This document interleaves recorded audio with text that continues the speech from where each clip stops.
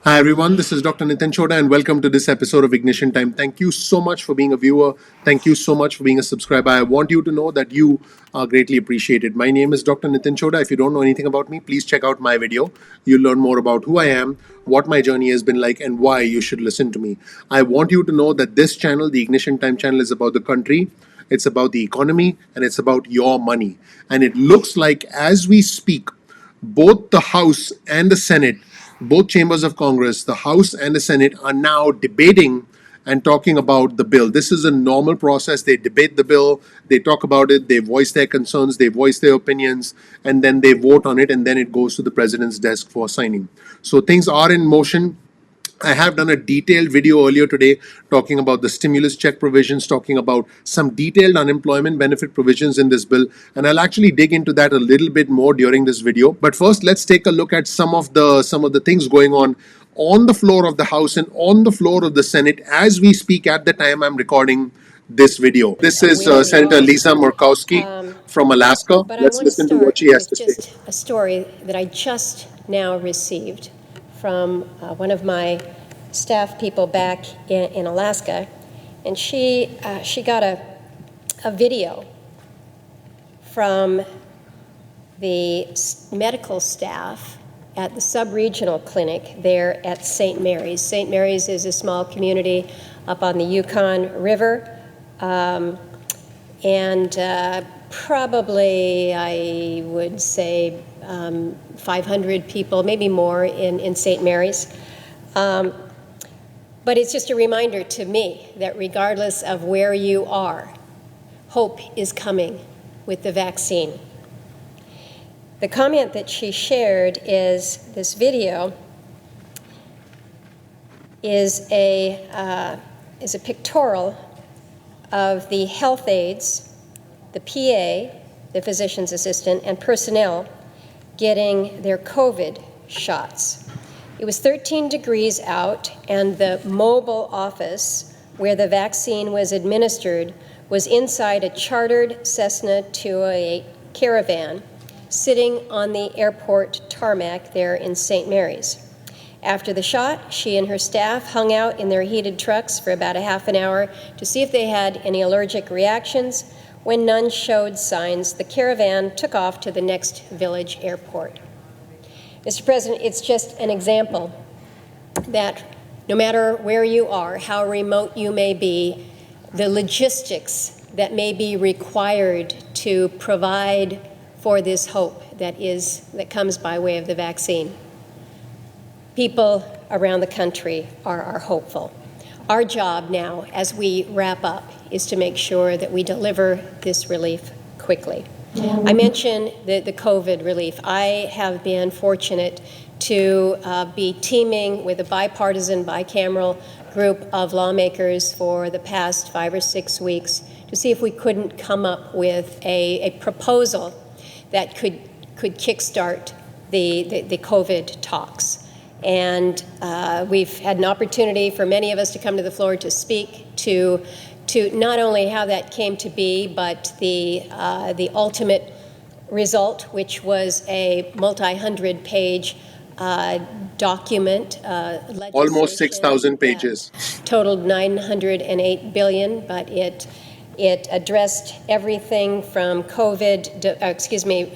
vaccine development and distribution to what we are going to do to assist our small businesses with additional rounds of PPP, to extensions to unemployment insurance, to what we can do with food assistance, nutrition assistance, what more might be done to help with rental assistance. It was truly responsive to the need. And where we are today is having moved that conversation and that debate forward, I think, in a constructive, in a positive way.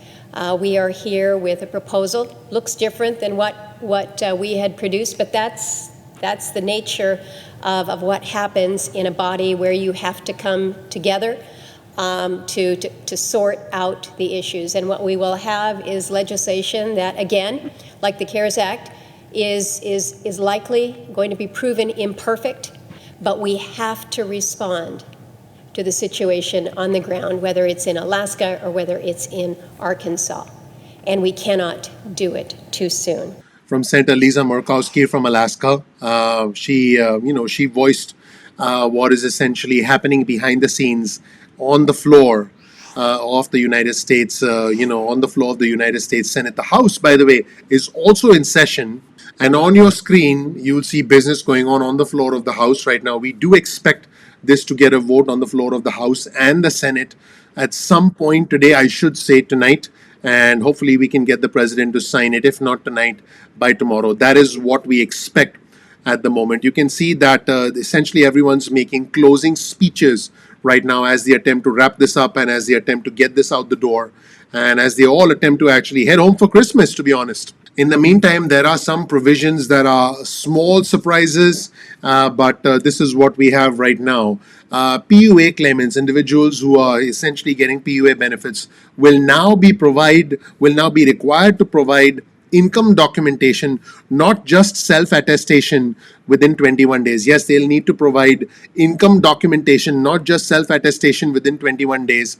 Continuing claimants, in other words, those who claim before the 31st of January 2021, will have to provide this within 90 days. So this is something that I want all our viewers and subscribers to know. If you are on PUI benefits, there are the specific provisions. I'll point you to those specific provisions here, and you can read them for yourself. And I'll provide you with a link to this tweet in the description section below. You'll see this on your screen right here. Prior applicants, with respect to an individual who applied for the PUA program before the 31st of January 2021 and received such assistance on or after the date of enactment, which means on or after for all intents and purposes today, they need to provide income documentation within 90 days. So in other words, if you're on the PUA program right now, which obviously is before the 31st of January 2021, you will have to provide income documentation within 90 days.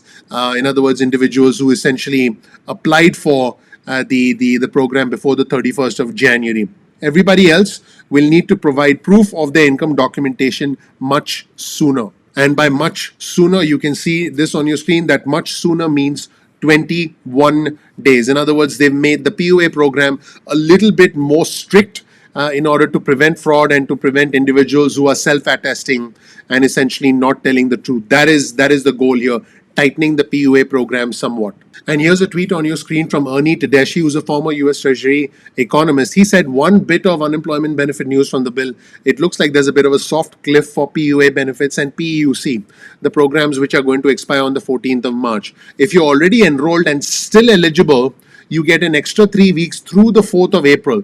This is interesting because new enrollees are completely shut off after the 14th of March. Also, as expected, the stimulus checks are $600, but they've kept the phase-out rate at 5%. Bottom line, if you're a single person and you make more than $87,000, a $600 stimulus check is phased out completely. And this is something the Trump administration had pushed for tax deduction for business meals. This is an attempt to get the food industry, the restaurant industry back up and running because more business people can then eat at local restaurants and spend money at restaurants and deduct that as a business expense, which would mean less income for the government, but which would mean that people would be incentivized to eat out, to eat at restaurants. Remember, whenever the government wants to incentivize a certain type of behavior, they provide tax credits. So as you can see, the tax deduction for business meals in the package is through 2021 and 2022. So for, as you can see on your screen, it's the expenses for food and beverages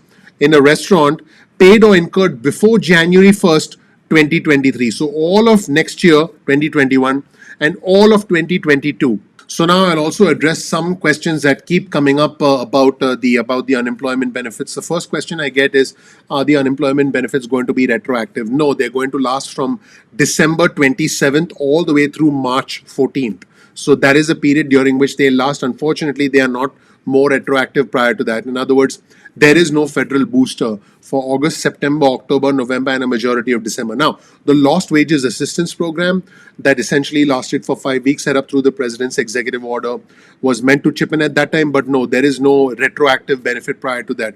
If you exhausted your 39 weeks of the PUA benefits, prior to the enactment of this act, do you have to reapply, or will the PUA for 11 weeks turn back on? The short answer is, It depends on your state. Some states may turn it on automatically, and I did allude to this in another video, but you will have to talk to your state and see whether you have to essentially get back on it again. Keep in mind, though, that there are documentation requirements now for the PUA program, like I mentioned earlier. Another question that we get is, when will you be able to file for an extension? Because keep in mind, the PUA program is extended and the PEUC program is also extended. And again, if you've used up all your PUA and PEUC, which makes sense because a lot of us applied in March and April, and you've used up the full 39 weeks by now. The short answer to your question is again, it depends on your state. Guys, you're going to hear this a lot. Depends on your state. Why? Because it does depend on your state. Every state makes its own interpretation as to whether these additional benefits will turn on automatically, whether you have to go through additional hoops. But again, you do have to talk to your state. So please get used to the answer. It depends on your state. Why? I don't want to give you wrong information. I know you're looking for shortcuts, but I'd rather give you the truth wherever it might lead us and not just, give you some wrong information. So it does depend on your state, but a lot of states could turn them on automatically, and you could start to see benefits flow pretty quickly. And many states have recently sent out benefits that PUA was expiring, which is true. Again, the PUA is not retroactive. So now that PUA has extended and this is going to be a federal law, the PUA will indeed be extended. As far as overpayment is concerned, I did cover that extensively on our channel. This bill provides the states with the authority to waive overpayments made without fault on the part of the individual, provided there is reason to do so. They use the phrase good conscience in the bill. I'll provide you with a link to the bill in the description section below. So if your PUA ran out recently, will you get the extra 11 weeks with $300 a week? The short answer to that question is, if you are eligible, if the state finds you eligible, then absolutely, yes, you will get it. You may have to apply to your state. So I just want to be clear, this is $300 a week federal booster on top of the state unemployment benefits. So again, if you're getting state unemployment benefits, this will be $300 on top of that. So as far as the stimulus checks are concerned, it's going to be the same cap as last time, $600 stimulus check. It phases out above $75,000 and then it disappears completely above $99,000. Again, it depends on whether you file single or jointly. As far as regular state unemployment insurance is concerned, if you've used up your state's unemployment benefits of 26 weeks, the base benefits do indeed extend for 11 weeks because there is an extension of the PEUC.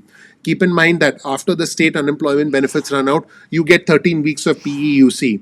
And then now you get an additional 11 weeks on top of that PEUC. So that is an addition. So the state benefits themselves don't get extended, but the PEUC program, which is like an add-on program, which is money through the federal government that's given to the states that then flows through to you, is actually extended. So the state benefits themselves are not extended, but there's a $300 a week booster on top of what you get as long as you still qualify. And a lot of people will qualify because the PUC has indeed been extended. So a big question I get is, if the bill does indeed pass tonight or tomorrow, when will you start seeing the money? The short answer is it depends. It depends on your state. That's where things stand, everybody. Thank you so much for watching. I hope you learned something new from this video. If you did, please click like, please subscribe, please enable notifications. That would mean a lot to me. I would really appreciate that. We work hard on this channel to provide you with the news. Once again, please click like, please subscribe, please enable notifications. I want you to know that we work hard on this channel to give you information that's important to the country, the economy, and money. For us, it's not about the red or the blue. It's about the red, white, and blue. I'm not Democrat. I'm not Republican. I'm American. I really appreciate you watching. Again, if you have any questions, please comment below. I'm looking forward to seeing you in the next episode of Ignition Time. Thank you. I'll talk to you soon. Bye.